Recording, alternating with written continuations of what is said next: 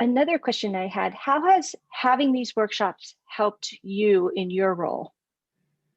Well, the workshops have helped me in a lot of ways because I can't always find the time or have the knowledge or time to research to help them figure something out. Yeah. In the past, they would come to me with a phone and say, how do I find my photos that I took last year? And that one I can do, but some of the other things are a little harder for me to do, especially when they're in a different phone or device that I don't know how to use. So it has they've gotten better knowledge than I possibly could have given them, and kind of freed me up a little bit from that responsibility.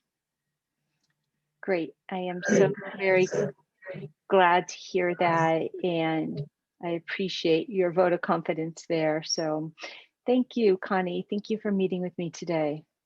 Oh, it's my pleasure. Awesome. And I just